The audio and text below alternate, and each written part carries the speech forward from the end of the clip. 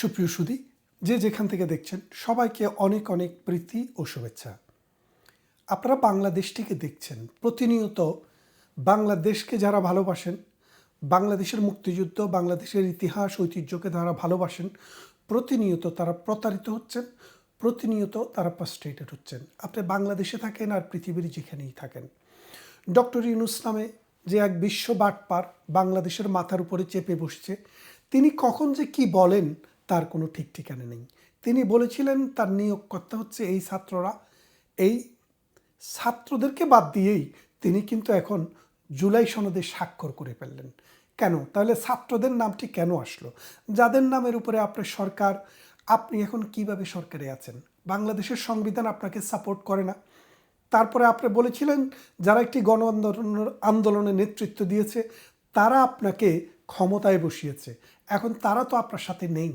তারা আপনাকে বলে দিয়েছে আপনার যে জুলাই সনদ তাতে তারা স্বাক্ষর করবে না, কারণ এটা তাদের পছন্দ না। তার মানেটা হচ্ছে কি, আপনার যে নিয়োগকর্তা তাদের নিয়োগও আর বৈধ নেই। তাহলে আপনি কোন সমর্থনে, কিসের ইন্ধনে ক্ষমতায় আছেন? আপনি অবৈধ সরকার নও, শুধু আপনি একজন টাউট, আপনি একজন বাটপার, আপনি বিশ্ব বাটপার।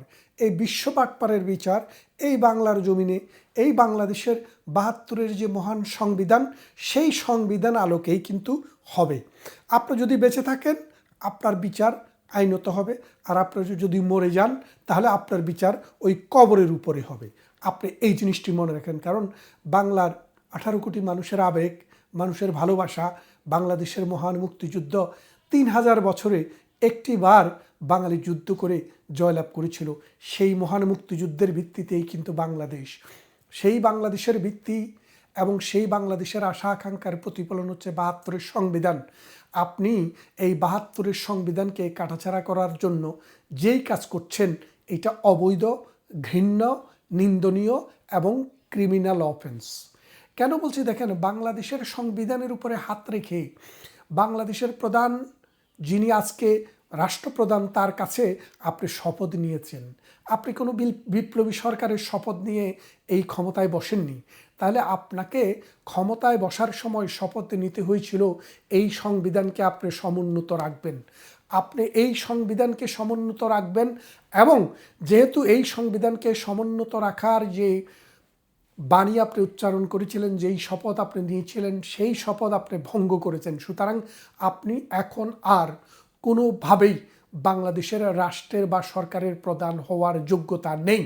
আপনি একজন বহিরাগত ক্ষমতা জবরদখলকারী। আপনার বিচার যদি সভ্য মানুষ, সভ্য সমাজ যদি না করে, সেটা আর কখনো সভ্য মানুষের রাষ্ট্র হিসেবে নিজেদেরকে পরিচয় দিতে পারবে না। দেখেন, জুলাই সনদটা কি? জুলাই সনদ কি পরিবর্তন করেছে? জুলাই সনদে বলেছে যে বাংলাদেশে এক কক্ষ বিশিষ্ট যে পার্লামেন্ট রয়েছে সেটি দ্বিকক্ষ বিশিষ্ট হবে। দ্বিকক্ষ বিশিষ্ট কি? যে একটি লোয়ার হাউস, একটি আপার হাউস, যেমন তা ব্রিটেনে আছে। কিছু আপার হাউসের কেউ কেউ রাজা বা রানী যিনি থাকেন তিনি মনোনয়ন দেন। কেউ কেউ আছেন তারা বংশ পরম্পরায় মনোনয়ন পায়। কেউ কেউ রাজনৈতিক দলের প্রতিনিধি হিসেবে মনোনয়ন পায়। কেউ কেউ প্রধানমন্ত্রীর সুপারিশে মনোনয়ন পায়। অর্থাৎ একটা মনোনয়নের একটা প্রসেস আছে। সেই মনোনয়নের প্রসেসের ভিত্তিতে নামি দামি জ্ঞানী গুণী অর্থবিত্তের মালিক যারা, তাদেরকে এই হাউস অফ লর্ডসের মেম্বার করা হয়। এই হাউস অফ লর্ডসের কিন্তু কোনো পাওয়ার নেই, তারা শুধু সুপারিশ করতে পারেন, কোনো একটা বিষয়ে ডিবেট করেন। পার্লামেন্টে কোনো একটি আইন কার্যকর হবে কি হবে না তারা নোট অফ ডিসেন্ট দিতে পারেন, তারা সেটিকে পার্লামেন্টে ফেরত পাঠাতে পারেন, কিন্তু সেটাকে বাতিল করা বা পাশ করার কোনো ক্ষমতা তাদের নেই। ঠিক বাংলাদেশেও সেই আদলে আরেকটি উচ্চকক্ষ করার চিন্তাভাবনা হচ্ছে, যেই উচ্চকক্ষটি নিম্নকক্ষের অধীনেই থাকবে। অর্থাৎ নিম্নকক্ষ যা করবে সেটাই তাদেরকে মানতে হবে, কিন্তু তারা কিছু সুপারিশ প্রণয়ন করতে পারবেন। এখন এটার নির্বাচন প্রক্রিয়া কেমন হবে? তারা বলছেন পিআর পদ্ধতিতে সেটার সদস্যরা নির্বাচিত হবেন। তাহলে এখন ব্যাপারটা বোঝেন, পিআর পদ্ধতিতে সেটার সদস্যরা নির্বাচিত হবে। এটা কার দাবি? এনসিপি এবং জামাতের দাবি। সেই দাবিটি নিচের কক্ষে মানা হয়নি, কিন্তু উপরের কক্ষে মানা হয়েছে। 2 নম্বরে দেখেন, বাংলাদেশে একটি, তারা বলছেন এই আগামী নির্বাচনের আগে বা নির্বাচনের সময়ে একটি গণভোট করবেন। বাংলাদেশে 2টি গণভোট হয়েছে, একটি এরশাদের সময়ে, একটি জিয়াউর রহমানের সময়ে। এরশাদে জিয়াউর রহমানের সময় যে গণভোটটি হয়েছে সেইখানে মানুষের উপস্থিতি ছিল প্রায় 3 ভাগের মতো, 3 ভাগ মানুষ নির্বাচনে ভোট দিতে গিয়েছিল, কিন্তু ভোট কাস্ট হয়েছিল 98.57%। তার মানে তো বুঝছেন। আরেকটি গণভোট হয়েছিল এরশাদের সময়, যেখানে প্রাইমারি স্কুলে মাস্টাররা ঠিক আগের কায়দায় 5%-এর মতো মানুষের উপস্থিতি হয়েছিল, কিন্তু ভোট কাস্ট হয়েছিল 96 ভাগ। তাহলে আপনারা এখন খেয়াল করে দেখেন, যেই গণভোট বাংলাদেশে আমরা 2বার দেখেছি, যে 2টি গণভোটেই হ্যাঁ না এবং ভোটে কি হয়েছিল, আগে থেকেই ভোট হয়ে গেছিল। 3 নম্বরে আরেকটি গণভোট হয়েছিল 91 সালে বিএনপি ক্ষমতা আসার পর জাস্টিস শাহাবুদ্দিন তার পদে ফিরে যাওয়ার বিষয়ে কনস্টিটিউশনাল একটি অ্যামেন্ডমেন্ট দরকার, সেই জন্য হ্যাঁ এবং না একটি ভোটের আয়োজন করা হয়েছিল।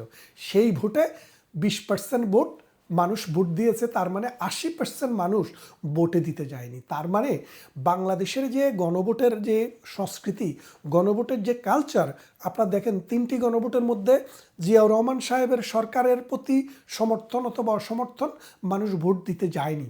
আপনার চাচি, মামা, খালা, জেঠি বিএনপি করে, জামাত করে, এরকম যেই কাউকে জিজ্ঞেস করেন তারা বলবে না আমরা গণভোট দিতে যাইনি, অটোমেটিক সেই গণভোট হয়ে গেছে। এরশাদের সময়ও একই কাহিনী। এরপরে জাস্টিস শাহাবুদ্দিনকে শপথে ফিরানো নিয়ে যেটি হয়েছে, সেখানে 20 ভাগ ভোট পড়েছে, 80 ভাগ মানুষ ভোট দিতেই আসেনি। তার মানে বাংলাদেশে মানুষের যে এই নেগেটিভ ইম্প্যাক্ট অন এই রেফারেন্ডাম বা গণভোট, সেই কারণে গত সংসদে এই রেফারেন্ডামটি রহিত করা হয়, অর্থাৎ কনস্টিটিউশনাল একটি প্রভিশন এনে বলা হয় বাংলাদেশে এখন থেকে আর কোনো গণভোট হবে না। গণভোট মানে হচ্ছে গণ অশান্তি, জনগণের উপরে চাপ দিয়ে তারা কিছু করে নেওয়া, আর কিচ্ছু না। তো এই গণভোটটিকে আবার ফিরিয়ে আনার চেষ্টা, এবং পার্লামেন্টে মহিলা সদস্যদের ভোটের মাধ্যমে নির্বাচন, ইত্যাকার মানে আজগবি কিছু জিনিস, কনস্টিটিউশনাল প্রভিশন, কিছু কিছু প্রভিশন রহিতকরণ, প্রেসিডেন্টের মানে ক্ষমতা বৃদ্ধিকরণ, প্রধানমন্ত্রীর সাথে ক্ষমতা ভাগাভাগিকরণ। আপনারা জানেন এই তৃতীয় বিশ্বে প্রেসিডেন্ট এবং প্রধানমন্ত্রীর মধ্যে যদি ক্ষমতার ভাগাভাগি হয়, তাহলে আপনারা দেখেছেন গোলাম ইসা খান পাকিস্তানে যখন প্রেসিডেন্ট ছিলেন, প্রেসিডেন্টকে নিয়ন্ত্রণ করতেন আর্মি, আর প্রধানমন্ত্রী নিয়ন্ত্রিত হতেন জনগণ দ্বারা। দেখা গেছে 3 বছরে 3 বার প্রধানমন্ত্রীকে বহিষ্কার করেন প্রেসিডেন্ট। এই যে অবস্থা, এই অবস্থা থেকে মুক্তি পাওয়ার জন্যই কিন্তু বাংলাদেশের কনস্টিটিউশনালি দেখেন, একটা রাষ্ট্র চালাবে ছোট দেশ একটি কেন্দ্র থেকে, 2টি কেন্দ্র থেকে রাষ্ট্র পরিচালিত হবে না। সরকার প্রধান যিনি, তিনি রাষ্ট্রের পরিচালনার প্রধান, কিন্তু রাষ্ট্রপ্রধান যিনি, তিনি হচ্ছেন একটা অর্নামেন্টাল।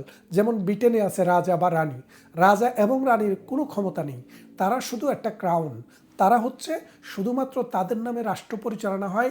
বিদেশ থেকে কেউ আসলে রাষ্ট্রের প্রধান হিসেবে তার কাছে গিয়ে পরিচয়পত্র প্রদান করেন, তিনি তার নামে মানে রাষ্ট্রের প্রধান নিয়োগ হন, সরকারের প্রধান নিয়োগ হন, এবং আমাদের যে বিচার বিভাগের প্রধান সেখানকার চিফ জাস্টিস নিয়োগ হন। কিন্তু তার কোনো 2-1টি ছোট্টখাট্ট পাওয়ার ছাড়া, অর্থাৎ কেউ যদি কনভিক্টেড হয় তাকে ক্ষমা করে দেওয়া ছাড়া আর কবরের জিয়ারত ছাড়া সাধারণত রাজা রানীদেরও এরকম কোনো পাওয়ার নেই। তো সেই জন্য বলছি, অনেক অভিজ্ঞতা, অনেক কিছু সঞ্চয় করেই কিন্তু এই বাংলাদেশের এই সংবিধানটিকে আজকের জায়গায় নিয়ে আসা হয়েছে। তত্ত্বাবধায়ক সরকার ব্যবস্থা আবার ফিরিয়ে আনা হবে, তবে এইবারে না, কারণ এবার যে ডক্টর ইউনূস অবৈধভাবে ক্ষমতা দখল করেছে, সুতরাং ডক্টর ইউনূসকে অবৈধভাবে থাকতে দিতে হবে। সেই জন্য এইবারে কিন্তু তত্ত্বাবধায়ক সরকার ব্যবস্থা কোনো কাজ করবে না, করবে এর পরে। এখন বিষয়টা হচ্ছে, দেখেন, একটি সরকার বৈধ কি অবৈধ, সে অবৈধ সরকার অথবা বৈধ সরকার সেটা নিরূপণ করবে কে, পরবর্তী পার্লামেন্ট এসে সেই সরকারকে বৈধতা দিবে। এখন বাংলাদেশে যে একটি গণহত্যার বিচার শুরু হয়েছে, বাংলাদেশে যে একটি যুদ্ধাপরাধীদের বিচারের মামলা চলছে, এই মামলায় এই আদালতের যে এখতিয়ার, এই আদালতের কর্মকাণ্ড, এগুলা প্রচার করা হচ্ছে, প্রকাশ করা হচ্ছে কি দিয়ে, ওই যে প্রেসিডেন্টের অর্ডিন্যান্স দিয়ে। একজন প্রেসিডেন্ট কোনো অর্ডিন্যান্স দিলে সেটি মাত্র 60 ডেজ, 60 দিন পর্যন্ত এটি ভ্যালিড থাকে। 60 দিনের মধ্যে যদি সংসদে পাশ না হয় তাহলে সেটি আর আইনে পরিণত হয় না, সেটা অকালে মৃত্যু হয়। এখন বাংলাদেশে কত 60 দিন চলে যাচ্ছে, কত অর্ডিন্যান্স আসছে, আর সেই অর্ডিন্যান্স দিয়ে মানুষের মৃত্যুদণ্ড হবে। খেয়াল করে দেখেন, যেই সরকারের অর্ডিন্যান্স, এই সরকারটি বৈধ কি অবৈধ সেটি নিরূপণ হবে পরবর্তী নির্বাচনে। যারা নির্বাচিত হবেন তারা যদি তাদেরকে লেজিটিমেট দেন, অর্থাৎ একটা বাস্টার্ড চাইল্ড তার বাবা পরবর্তীতে যদি স্বীকার করে নেয় যে হ্যাঁ এই মহিলার সাথে আমার সম্পর্ক ছিল, তাহলে সেটি বৈধ সন্তান হবে। ঠিক বাংলাদেশে আজকে যেই আইন চলছে, এই আইন অবৈধ আইন চলছে। কেননা বর্তমানে কোনো বৈধ সরকার বাংলাদেশে নেই, এবং প্রেসিডেন্টেরও এই মুহূর্তে মানে বাংলাদেশের সংসদ যেটা পারে না, প্রেসিডেন্টের অধ্যাদেশ দিয়েও সেটা সম্ভব না। দেখেন, যুদ্ধকালীন সময় যে অপরাধ হয়, সেই যুদ্ধ অপরাধের বিচার যদি যে কোনো একটা, আপনি যদি কোনো একটি বিশেষ আদালত করেন সেটা করতে পারেন, কিন্তু মনে রাখতে হবে যে বাংলাদেশে 1971 সালের পরে আর কোনো যুদ্ধ সংগঠিত হয়নি। প্রধানমন্ত্রী শেখ হাসিনা এবং তার সাথে যাদের বিচার করা হচ্ছে তারা কেউ যুদ্ধ অংশগ্রহণ করেনি, বরং তারা জুলাই মাসে রাষ্ট্রে যখন ক্ষমতায় ছিল, ওই ক্ষমতায় থাকাকালীন রাষ্ট্রের মানুষের জীবন এবং সম্পদ রক্ষা করা তাদের দায়িত্ব ছিল।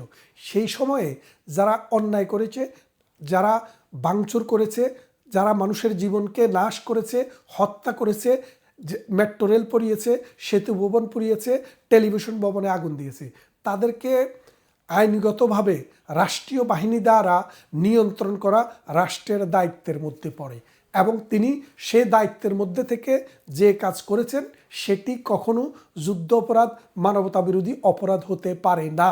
আপনারা রোম বিধি দেখেন, 98 সালে যেটি অ্যাক্টিভ হয়েছে, সেখানে সুনির্দিষ্টভাবে যুদ্ধ অপরাধ কী, গণহত্যা কী, মানবতা বিরোধী অপরাধ কী এবং অ্যাগ্রেশন কী সেটা সম্পর্কে বলা আছে। আমাদের দেশে এখন যেটা হচ্ছে তাইজুলের আদালত, এটা আন্তর্জাতিক কোনো আদালত না, বাংলাদেশের যে সুপ্রিম কোর্ট তার অধীনস্থ কোনো আদালত না, এটা হচ্ছে 1971 সালের যুদ্ধাপরাধী রাজাকার আলবদর আল শামসদের একটি বিচারালয়। সেই বিচারালয়টিকেও এখানে লেজিটিমেসি দিতে হবে পরবর্তী সরকার এসে, কারণ এখন যেই সব অবৈধ কর্মকাণ্ড আপনার বিধি প্রণয়ন করা হচ্ছে কাদের দ্বারা, এই অবৈধ সরকার দ্বারা, এগুলা সব বাদ। এই যে মনে করেন আমাদের যে এখন যে পিপি হিসাবে রাষ্ট্রপক্ষের উকিল যে তাজুল, মানে এই যে রাজাকার তাজুল, সে যে নিয়োগ পাইছে সে নিয়োগটা অবৈধ, কারণ তাকে যারা নিয়োগ দিবে তাদের নিয়োগে বৈধ নেই। তাইলে এখন বোঝেন তাদের নিয়োগটা বৈধ হবে কখন, যখন পরবর্তী পার্লামেন্ট এসে তাদেরকে লেজিটিমেসি দিবে। তাইলে তাজুলের বৈধতা কোথায়? এই অবৈধ একটা লোক, এই অবৈধ একটা আদালত, এই অবৈধ একটা বিচার পদ্ধতি বাংলাদেশের উপরে চাপিয়ে দেওয়া হয়েছে। এই বিচারের যে সত্যিকারের বিচার সেটা করব আমরা, এখন না, সময় আসছে। এখন দেখেন বাংলাদেশে আজকে যা হচ্ছে, এখানে আগুন ওখানে আগুন, কোনো তদন্ত নেই। ঢাকার মিরপুরে যে আগুন লাগলো, 16 জন মানুষ মারা গেল, পত্রিকায়ও আসলো না। কারণ কি? কারণ পত্রিকার কণ্ঠ এবং রোধ। আপনারা জানেন না, পত্রিকা শুধু জামাতের পক্ষে, বিএনপির পক্ষে, এনসিপির পক্ষে যারা কথা বলবে তাদেরকে ছাড়া অন্য কাউকে এখন তাদের লেখা প্রকাশ করে না। আমি 2-1টি লেখা লিখেছিলাম, সেগুলো আমি প্রেরণও করেছিলাম, কিন্তু আমার সেই লেখা ছাপেনি পত্রিকা। কেন ছাপেনি? কারণ তারা বলছে এই লেখা ছাপলে আমাদের উপরে প্রেশার আসবে। তা এখন আপনি বোঝেন যে ভিন্ন মত, ভিন্ন পথ প্রতিষ্ঠার জন্য যে আন্দোলন, সেই আন্দোলনের পর ভিন্ন পথের মতের মানুষেরা আর কথা বলার সুযোগ নেই। তাহলে বাংলাদেশটা কোথায় গেছে? আমরা এখন কোথায় আছি? আমরা কোথায় যাচ্ছি? এখন একটা জিনিস খেয়াল করে দেখেন যে এই বাংলাদেশটি অর্থনৈতিকভাবে স্বনির্ভর হতে চলছিল, বাংলাদেশের প্রত্যেকটি গ্রামে গ্রামে শিক্ষা প্রতিষ্ঠান গড়ে উঠেছিল, প্রত্যেকটি গ্রামে গ্রামে রাস্তাঘাটের উন্নয়ন হয়েছিল, মানুষের জীবন মান উন্নত হয়েছিল। পৃথিবীর নানান দেশে যেন আমাদের ছেলেবেলেরা, আমরা এবং আমাদের সন্তানরা গিয়ে জীবন বদলাতে পারে, রাষ্ট্রকে রেমিটেন্স দিতে পারে, সেই ব্যবস্থা ছিল। এখন পৃথিবীর বেশিরভাগ দেশে বাংলাদেশের ভিসা হয় না। তারা বলেই দিয়েছে যে অবৈধ সরকারকে আমরা ভিসা দিয়ে সহযোগিতা করব না। আমেরিকা এখন ভিসা দেয় না, ব্রিটেনে ভিসা দেয় না, যেটা দেয় সেটা হচ্ছে মোট আগে যা দিত তার 5 থেকে 10%। তাহলে আপনি বোঝেন বাংলাদেশ কোথায় যাচ্ছে। আস্তে আস্তে অন্ধকারের ভিতরে দেশটি ডুবে যাচ্ছে। এই অন্ধকার থেকে 1971 সালের মুক্তিযোদ্ধারা যে দেশটিকে টেনে তুলেছিল, আবার একটি মুক্তিযুদ্ধ হবে। সেই মুক্তিযুদ্ধটি এই রাজাকার, এই আলবদর, এই আল শামসদের বিরুদ্ধে হবে।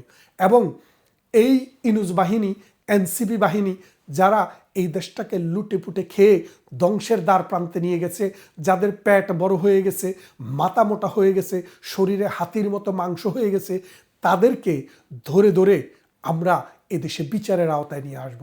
বন্ধুরা, আপনারা দেখেছেন, আপনারা শুনেছেন এবং আপনারা বুঝেছেন এই সরকার এই দেশকে ধ্বংস করার জন্য এসছে। আমাদের একটি মাত্র বড় পোর্ট, চট্টগ্রাম পোর্ট, সেটি অলরেডি আমেরিকাকে দিয়ে দেওয়া হয়েছে।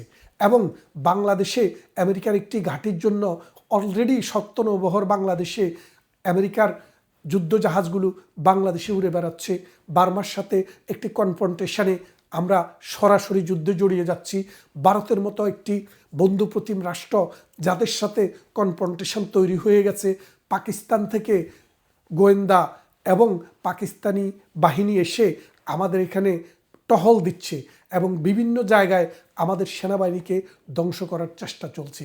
আসুন এই ইউনূস সরকারকে আমরা লাল কার্ড দেখাবো এবং এই বাংলাদেশটাকে মুক্তিযুদ্ধের চেতনায় আবার ফিরিয়ে আনবো। বন্ধুরা, কথা হবে অন্য কোনো ভিডিওতে, অন্য কোনো ইস্যু নিয়ে। ততক্ষণ ভালো থাকবেন।